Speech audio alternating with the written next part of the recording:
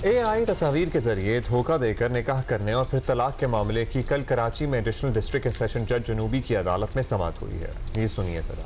साबिक रुकने सिंध असम्बली गुलाम रसूल ने अपनी साबिका अहलिया पर इल्ज़ाम लगा है कि उन्होंने AI तस्वीर के जरिए उनसे निकाह किया, मगर जब चेहरा देखा तो वो तस्वीर से बिल्कुल मुख्तलिफ था। खातून ने उन्हें धोखा दिया है। बेसिकली फिल्टर्स लगाए थे या जो भी तस्वीर थी, तस्वीरें filter AI is more than filter. Filter होता है, AI होता है। सो निकाह हो गया उनका, लेकिन जब असली में उन्होंने फिजिकली देखा खातून को तो उनके ख्वाब चकनाचूर हो गए, जिस पर उन्होंने 9 अगस्त को खातून को तलाक दे दी। गुलाम रसूल ने यह भी इल्ज़ाम लगाया कि इस खातून से सोशल मीडिया के जरिए रब्ता हुआ था। साबिका अहलिया ने गुलाम रसूल अन्नड़ की दरख्वास्त पर एतराज़ात उठा दिए हैं। दौरान समाअत गुलाम रसूल अन्नड़ की साबिका अहलिया के वकील ने कहा है कि दरख्वास्त गुजार का सोशल मीडिया के जरिए राब्ते का दावा दुरुस्त नहीं है। अब ये क्या है? लिटरली अपनी नौयत का ये क्या पहला ही केस लग रहा है मुझे कि क्या हुआ है। शायद पहले जमाने में होता होगा कि तस्वीर देख के निकाह कर लिया और तस्वीर कोई और थी और असली कुछ और था। हाँ, पहले भी ये होता था, विच मीन्स कि ये ट्रेंड और ट्रेडिशन जो है पहले से जाए कि आप सूरत देख के निकाह कर ले, सीरत का कोई लेना देना नहीं है। अमीन अनवर हमारे साथ मौजूद हैं, उनसे मालूम करते हैं। अमीन, ये मामला जरा हमें एक्सप्लेन कीजिए। बुनियादी शिकायत क्या है गुलाम रसूल साहब को, ये बता दें। बस शक्ल की बात हो रही है।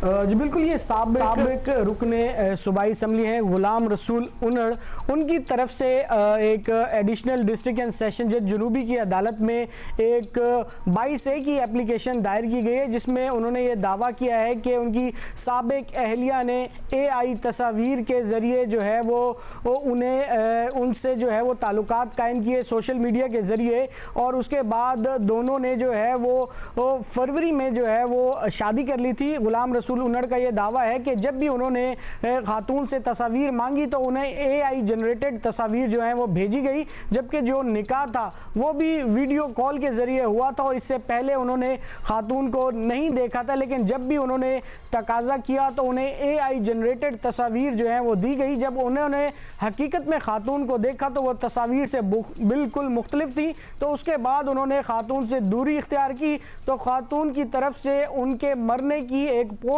जो है वो सोशल मीडिया पर वायरल की गई, पोस्ट की गई, जिसके बाद उन्होंने NCCI से भी रुजू किया है और अब उन्हें मुख्तलिफ तरीक़ों से जो है वो हिरासा किया जा रहा है, धमकाया जा रहा है, करोड़ों रुपए का मुतालबा किया जा रहा है। तो उनका ये कहना है कि उनके खिलाफ पुलिस को यह हिदायत दी जाए कि दरख्वास्त गुजार का बयान रिकॉर्ड करके खातून के खिलाफ मुकदमा दर्ज किया जाए। ये कहा गया है गुलाम रसूल उन्नड़ की जानिब से अपनी दरख्वास्त में। No offense to anybody, लेकिन उन्नड़ साहब को देख के और खातून को हमने नहीं देखा। मुझे लगता है मेड फॉर ईच अदर। मुझे नहीं लगता कि ऐसा इनको कोई मसला होना चाहिए था। अच्छा, आगे चलो। उन्नड़ साहब के मरने की पोस्ट भी लग गई बीच में।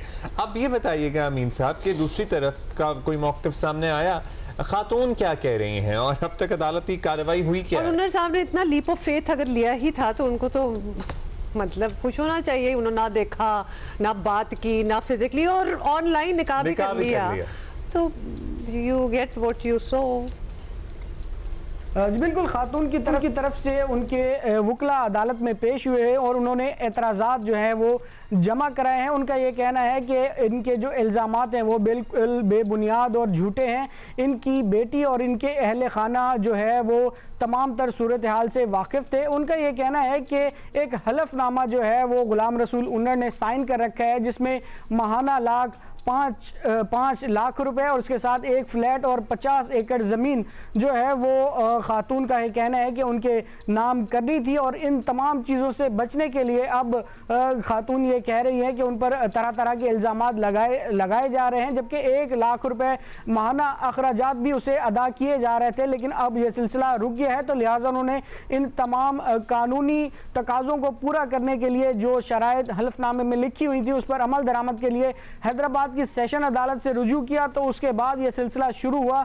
उनका यह कहना है कि NCCI में भी दरख्वास्तें दी गई हैं मेरे खिलाफ, और अब सिटी कोर्ट में मुकदमा दर्ज करने के हवाले से जो दरख्वास्त दी गई है वो मुझे हिरासा करने के लिए है। तो उनकी जानिब से उनके वकील ने ये एतराज़ात जमा कराए हैं। उन्होंने इन इल्ज़ामात को बेबुनियाद करार दिया है और जो गुलाम रसूल उन्नड़ है उनके वकील आमिर नवाज वराइच ने इन एतराज़ात की कॉपी जो है वो वसूल कर ली है। और उनका यह कहना है कि 29 अगस्त को अब इसमें जो है मज़ीद कार्रवाई होगी और इन एतराज़ात का जवाब दिया जाएगा। 29 तो अगस्त को उन्नर हमें- साहब जो हैं ये भी हमें बता दें कि वो चाहते क्या हैं, मतलब क्या उनके अपने क्या मुतालबात हैं और क्या अब तक की अदालती प्रोग्रेस जो भी हुआ है उससे वो नहीं क्लियरली मुतमईन तो वैसे नहीं होंगे, लेकिन क्या है? जी, गुलाम रसूल उन्नड़ साहब ने जो दरख्वास्त दायर की गई है मुकदमा दर्ज करने की, इसमें डिफेंस थाना, एसएसपी क्लेम कंप्लेन सेल और खातून को इसमें फरीक बनाया गया है।